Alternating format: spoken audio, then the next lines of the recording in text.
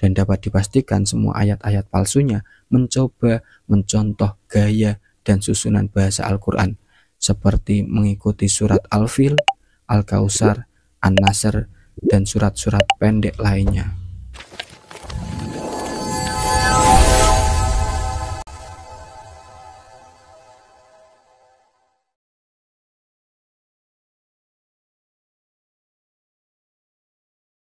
Al-Quran dengan senang hati menantang siapa saja yang enggan percaya kepadanya dengan berbagai tantangan yang sesuai dengan kemampuan manusia saat itu, demi meyakinkan manusia bahwa dia dan pembawanya yaitu Nabi Muhammad benar-benar kitab dan utusan Tuhan kepada penghuni seluruh makhluk di bumi.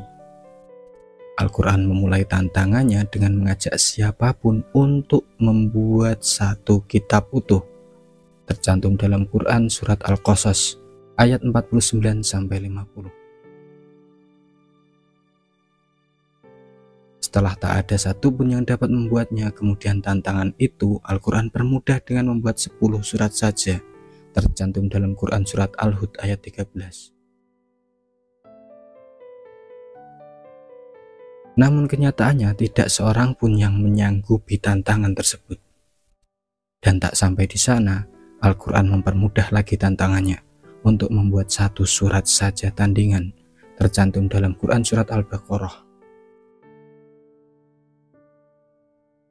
Hingga pada akhirnya, karena telah mengetahui tidak akan ada yang mampu, Al-Quran menyatakan, sesungguhnya jika manusia dan jin berkumpul untuk membuat yang serupa dengan Al-Quran ini, mereka tidak akan dapat membuat yang serupa dengannya, sekalipun mereka saling membantu satu sama lain.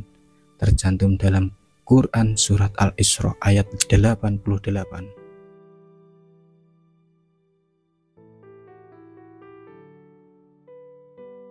Sungguh tantangan yang jelas untuk seluruh umat manusia yang ragu atas kerasulan Nabi Muhammad SAW, yang mereka kira Al-Quran adalah buatan tangan manusia yaitu Nabi Muhammad.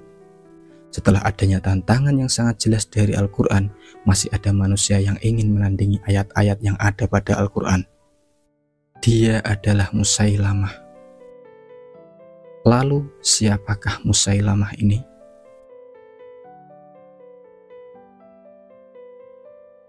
Sejarawan berbeda pendapat tentang namanya. Ada yang mengatakan ia adalah Musailamah bin Hubaib al-Hanafi. Akan tetapi yang lain mengatakan Musailamah bin Samamah bin Kasir bin Hubaib al-Hanafi. Ada yang mengatakan ayahnya adalah Abu Samamah. Ada pula yang menyebutnya Abu Harun. Wallahu a'lam bishawab. Musailamah ini dilahirkan di wilayah Yamamah, di sebuah desa yang sekarang ini disebut Al-Jibliyah, dekat dengan Uyainah di lembah Hanifah wilayah Najd. Usia Musailamah lebih tua dan lebih panjang dibandingkan Rasulullah. Ada yang menyebutkan ia terbunuh pada usia 150 tahun. Jadi Musailamah ini adalah seorang tokoh agama di Yamamah dan telah memiliki pengikut bahkan sebelum wahyu kerasulan datang kepada Nabi Muhammad SAW. Dan bahkan sebelum mengaku sebagai Nabi, Musailamah sering menyusuri jalan-jalan, masuk ke pasar-pasar yang ramai oleh masyarakat Arab maupun masyarakat non-Arab, berjumpa dengan orang-orang berbagai macam profesi di sana untuk mencari seorang murid atau bahkan mencari seorang pengikut. Pasar yang ia kunjungi adalah pasar di wilayah Al-Anbar dan Hirah. Musailamah adalah seorang yang memiliki kepribadian yang sangat kuat, pandai bicara, memiliki pengaruh di tengah Bani Hanifah dan kabilah-kabilah tetangga. Tutur katanya sangat lembut, akan tetapi sangat menipu. Pandai menarik simpati bagi laki-laki maupun wanita. Ia menyebut dirinya Rahman al-Yamamah, namun Allah berkehendak beda. Ia dikenal dengan nama Musailamah al-Kadzab atau Musailamah sang pendusta hingga hari ini dan seterusnya. Saat Musailamah mengumumkan kenabiannya atau kenabian palsunya, Rasulullah masih hidup dan berada di Mekah. Musailamah mengutus beberapa orang untuk pergi ke Mekah sebagai mata-mata untuk mendengarkan Al-Quran yang diwahyukan kepada Rasulullah Shallallahu Alaihi Wasallam. Setelah itu, ia akan menirunya dan memperdengarkan ulang wahyu tadi ke hadapan pengikutnya sambil mengklaim itu adalah kalamnya. Di antara metode dakwah Rasulullah adalah menulis surat kepada para penguasa dan raja-raja, menyeru mereka untuk memeluk Islam. Seruan dakwah tersebut sampai juga kepada Haudzah bin Ali Al-Hanafi, seorang penguasa Yamamah yang beragama Nasrani. Setelah menerima surat tersebut, Haudzah mengajukan syarat agar kekuasaan diberikan kepadanya. Dan dengan tegas Nabi menolaknya. Dan tidak lama setelah itu Haudzah pun wafat. Pada tahun ke-9 Hijriah, tokoh-tokoh Bani Hanifah yang berjumlah beberapa belas orang laki-laki datang menemui Nabi di Madinah. Di antara mereka terdapat Musailamah.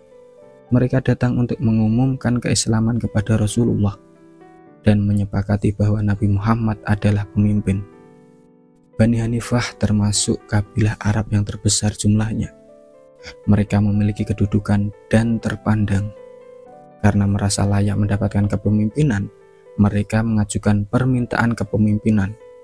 Mereka ingin agar Musailamah kelak menggantikan posisi Nabi setelah beliau wafat. Dengan jelas Nabi Muhammad dan dengan tegas menolak permintaan mereka. Utusan Bani Hanifah pun kecewa dan mulai muncul keinginan untuk keluar dari Islam. Dan Nabi telah menangkap gelagat ini. Ketika hendak pulang ke Yamamah, mereka berkata kepada Rasulullah, "Sesungguhnya kami meninggalkan salah seorang sahabat kami di perbekalan kami untuk menjaganya." Jadi beberapa tokoh Bani Hanifah ini menemui Rasulullah tanpa mengajak Musailamah, karena Musailamah disuruh untuk menunggu perbekalan mereka. Rasulullah menanggapi, kedudukan dia, Musailamah, tidak lebih buruk daripada kedudukan kalian. Yang memiliki arti, walaupun Musailamah ini hanya dijadikan petugas yang menjaga perbekalan, bukan berarti kedudukannya lebih rendah dari tokoh-tokoh Bani Hanifah yang sedang berada di depan Rasulullah. Setelah mendengar pernyataan Rasulullah, kemudian mereka pun pulang ke Yamamah dengan membawa kekecewaan. Perkataan Nabi Muhammad SAW terhadap Musailamah tersebut dijadikan sabda rekomendasi oleh Musailamah dan tokoh-tokoh Bani Hanifah yang lain.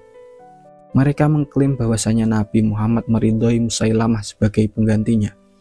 Mungkin sepertinya mereka nggak paham apa yang dikatakan Rasulullah dan menafsirkan kata dia tidak lebih buruk menjadi dia lebih baik. Atau mungkin mereka memang paham tapi sengaja merubah perkataan Rasulullah, menyelewengkan perkataan Rasulullah. Wallahu a'lam bishawab.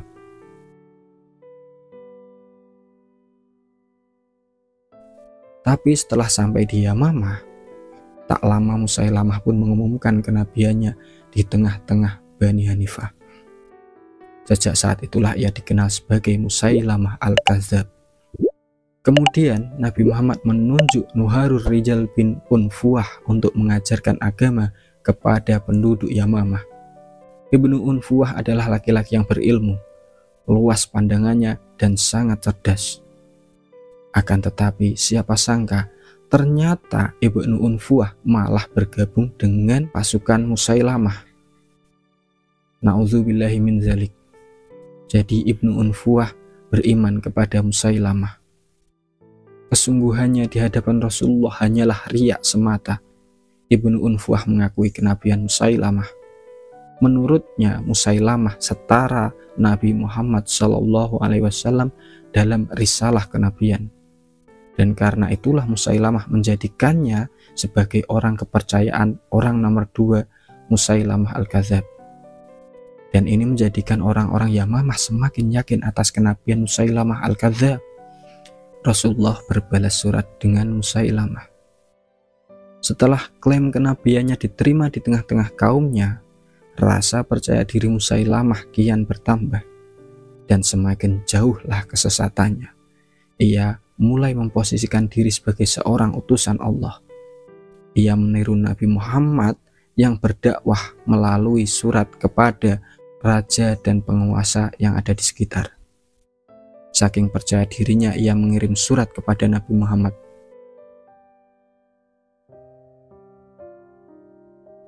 Yang artinya adalah dari Musailamah seorang Rasulullah kepada Muhammad seorang Rasulullah. Keselamatan atasmu amma ba'd. Sungguh aku sama denganmu dalam kerasulan ini.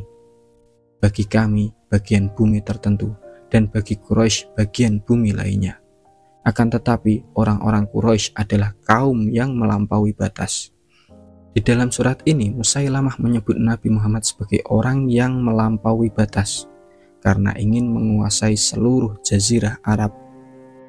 Sementara ia mengisyaratkan bahwa dirinya adalah orang yang bijak karena ingin berbagi, yaitu berbagi wilayah untuk berdakwah dan mencari pengikut, karena dia merasa setara dengan Rasulullah Shallallahu Alaihi Wasallam. Dengan entengnya Musailamah menuliskan surat tersebut seakan-akan dia adalah orang yang bijak, yang menggunakan kata-kata indah. Demikian juga para penyeru kesesatan di zaman ini. Mereka selalu menggunakan bahasa yang indah untuk memikat hati dan membujuk rayu para pengikutnya. Mereka sebut ajaran mereka mencerahkan, sementara berpegang kepada Al-Quran dan Sunnah adalah kejumudan dan kaku. Mereka sebut ajaran mereka toleran, sementara yang lainnya adalah radikal. Na'udzubillahi min dzalik. Dengan datangnya surat dari Musailamah, Rasulullah tidak ingin melewatkan kesempatan ini. Beliau tidak ingin keraguan dan kerancuan ini tersebar. Beliau, Rasulullah Shallallahu Alaihi Wasallam pun membalas surat Musailamah yang isinya adalah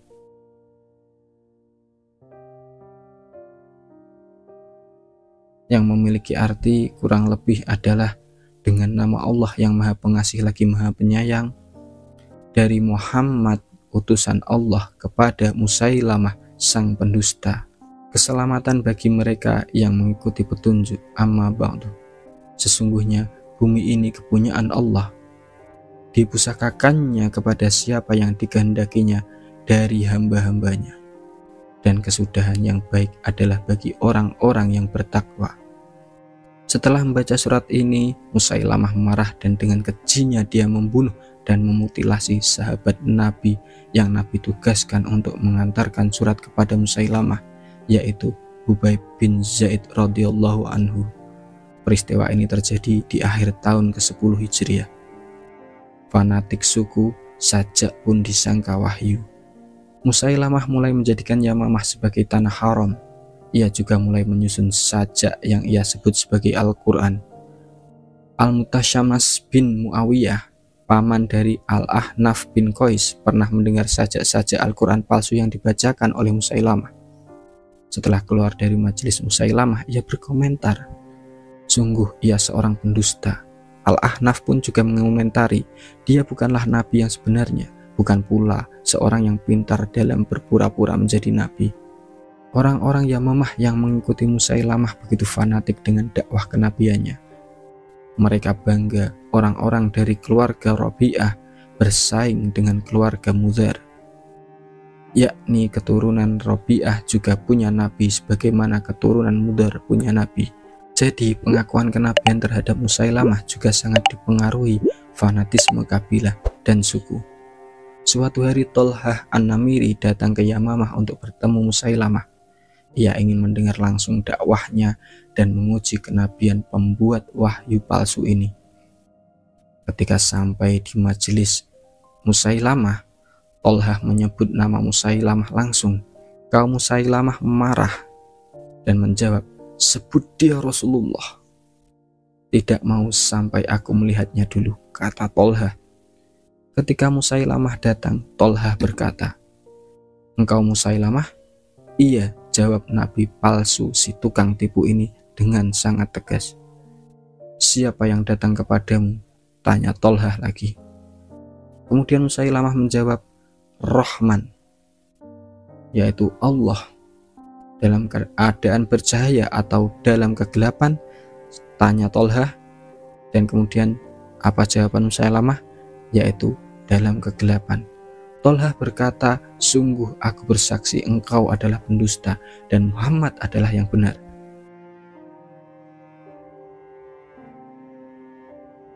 Untuk menguatkan posisinya, Musailamah menikahi seorang perempuan dari Bani Tamim, kabilah besar lainnya di masyarakat Arab. Perempuan itu adalah Sajah binti Al-Haris bin Suwaid At-Tamimiyah. Wanita ini memiliki kesamaan dengan Musailamah, sama-sama mengaku nabi.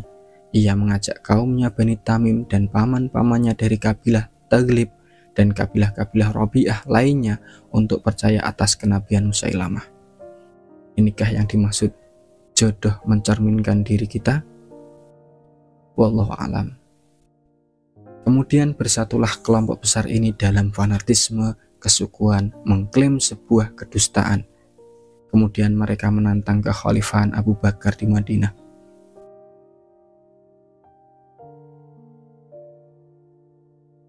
Ketika Rasulullah SAW wafat, Abu Bakar radhiyallahu anhu menggantikan beliau memimpin umat Islam.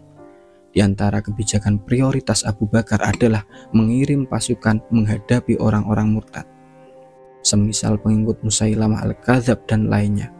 Abu Bakar mengirim Ikrimah bin Abi Jahal dan didampingi Syurahbil bin Hasanah menghadapi nabi palsu pendusta itu. Hari Akribah. Di Yamamah, Musailamah mendengar pasukan Khalid telah mendekat. Ia memberi sambutan dengan menyiagakan pasukannya di Akribah.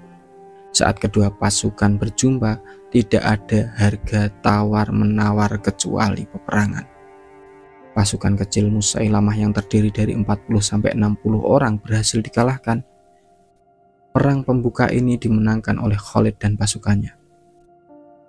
Akan tetapi, keesokan paginya pasukan Khalid kembali berjumpa dengan pembela Musailamah. Seruan dan motivasi pembela nabi palsu itu adalah kesukuan dan kehormatan keluarga. Bahkan anak Musailamah Al-Kadzab yang bernama Syurahbil bin Musailamah memotivasi pasukannya dengan mengatakan, berperanglah untuk membela nasab kalian dan jagalah istri-istri kalian. Kalau umat Islam biasanya berperang motivasinya untuk menegakkan agama Allah. Berbeda kalau mereka malah untuk membela nasab. Apakah ini benar atau salah? Wallahu a'lam. Di dalam pasukan muslimin panji kaum muhajirin dipegang oleh Salim Maula Abi Huzaifah radhiyallahu anhu. Adapun panji perang kaum Ansor dipegang oleh Sabit bin Qais bin Syammahs radhiyallahu anhu, yaitu khatib Rasulullah sallallahu alaihi wasallam. Dengan pasukan besar tidak kurang dari 100.000 orang, pasukan Musailamah Al-Kadzab berada di atas angin dan berhasil menekan 12.000 pasukan kaum muslimin di awal peperangan. Mereka berhasil memporak-porandakan pertahanan kaum muslimin. Mereka menerobos barisan tentara-tentara Allah hingga berhasil masuk ke dalam kemah Panglima Khalid bin Walid. Bahkan istri Khalid hampir tewas dalam peristiwa tersebut. Zaid bin Al-Khattab, saudara Umar bin Khattab dan pemimpin pasukan sayap kanan, dipertemukan Allah dengan Naharur Rijal, orang yang mengkhianati amanah Rasulullah dan malah memilih bergabung dengan Musailamah Al-Kadzab. Pedang keduanya pun saling hantam hingga Naharur Rijal tewas. Kematian tangan kanan Musailamah ini kontan menurunkan moral pasukan Bani Hanifah. Kecamuk perang Yamamah kian memanas. Teriakan pengobar semangat amarah dan jeritan luka menggema di mana-mana. Di kaki, tangan, dan wajah, jasad-jasad terhempas di bumi berpisah dengan nyawanya. Itulah pemandangan yang terjadi dalam peperangan yang disebut dengan Perang Yamamah. Terkadang kaum muslimin menekan, kadang Bani Hanifah memegang kendali perang. Gugurlah dalam perang ini sahabat-sahabat mulia, Salim Maula Abu Huzaifah, seorang qori Rasulullah, dan gugur pula Zaid bin Al-Khattab, serta tokoh-tokoh Islam selain keduanya. Tewasnya nabi palsu. Musailamah Al-Kadzab dan para pembelanya terpojok dan lari masuk ke dalam kebun yang memiliki pagar yang sangat tinggi. Pasukan sebanyak itu membuat kebun menjadi penuh sesak. 6.000 pasukan Musailamah berlindung di dalamnya. Kaum muslimin berusaha mengejar mereka namun tak mampu memasukinya. Hingga seorang Al-Barra bin Malik mengeluarkan ide yang sangat nekat. Ia berkata, "Pakaikan aku baju besi, kemudian angkat aku dengan ujung tombak. Angkatlah hingga aku bisa mencapai ujung atas pagar ini, lalu lemparkanlah aku ke dalam kebun. Akan kubukakan pintu dari dalam." Sebuah keputusan yang gila, tapi karena keputusan inilah yang menentukan hasil dari peperangan ini. Awalnya orang-orang menolak usulan Al-Barra. Mereka khawatir akan keselamatannya. Sampai akhirnya mereka mengangkatnya dan melemparkannya ke dalam kebun. Al-Barra pun masuk ke dalam kebun. Keberanian, keahlian dalam bela diri dan menggunakan senjata mengantarkan Al-Barra ke pintu gerbang setelah ia membunuh 15 orang. Gerbang kebun pun terbuka. Kaum muslimin berlari membanjiri kebun. Setelah semuanya masuk, Al-Barra menutup kembali pintu tersebut, kemudian melemparkan kunci tersebut keluar pagar sehingga tidak ada satupun yang bisa keluar dari kebun tersebut. Tempat para petani itu kini berubah menjadi medan perang. Pasukan Musailamah Al-Kadzab kian terpojok sampai akhirnya tewaslah si nabi palsu ini, yaitu Musailamah Al-Kadzab di tangan Wahsy bin Harb, bekas budak Jabir bin Mut'im. Mendengar nama ini jadi keingat paman Nabi Muhammad yang juga terbunuh oleh tombak Wahsy bin Harb. Mungkin dari kalian masih ingat siapa paman Nabi Muhammad yang ditombak oleh Wahsy bin Harb? Silahkan tulis di kolom komentar. Tewasnya Musailamah meruntuhkan moral pengikutnya. Kebanggaan dan kesombongan mereka serta-merta luruh larut dalam situasi itu. Mereka seolah-olah tersadar dari sihir, bingung tak bisa berbuat apapun. Akhirnya mereka menyerah setelah sejumlah 21.000 dari mereka tewas dalam pertempuran. Dan ada yang mengatakan 500 atau 600 atau bahkan 1.200 kaum muslimin syahid. Sungguh jumlah korban yang tidak sedikit tapi juga tidak terlalu besar. Setelah perang usai, orang-orang Bani Hanifah didatangkan ke Madinah untuk bertemu dengan Abu Bakar radhiyallahu anhu. Mereka diminta bercerita tentang kenabian Musailamah. Abu Bakar bertanya tentang sajak yang dibuat Musailamah. Mereka menyebutkan beberapa contoh di antaranya. Lalu Abu Bakar berkomentar, "Subhanallah, celakalah kalian, kalimat-kalimat tersebut bukanlah berasal dari Tuhan, bahkan orang yang baik sekalipun. Bagaimana hal itu bisa membimbing kalian?" Kemarahan Abu Bakar bukan tanpa sebab. Hal itu karena pemilihan kata-kata yang sangat kotor dan jorok dalam sajak yang dibuat Musailamah. Sangat tidak menarik didengar dan tidak mampu membuat gaya bahasa sendiri. Dan dapat dipastikan semua ayat-ayat palsunya mencoba mencontoh gaya dan susunan bahasa Al-Quran, tapi tetap tidak sama dan tidak bisa. Seperti mengikuti surat Al-Fil, Al-Kautsar, An-Nasr, dan surat-surat pendek lainnya.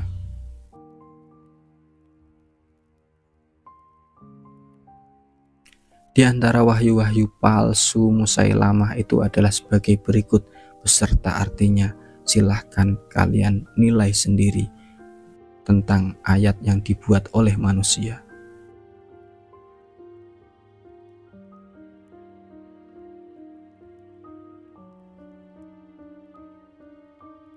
Dari kisah tersebut dapat dipastikan bahwa tidak ada satupun makhluk yang dapat membuat tandingan Al-Quran, karena sudah terbukti bahwasanya Al-Quran bukanlah buatan manusia ataupun buatan Nabi Muhammad Shallallahu Alaihi Wasallam, melainkan kalamullah yang diwahyukan kepada Nabi Muhammad Shallallahu Alaihi Wasallam melalui perantara malaikat Jibril.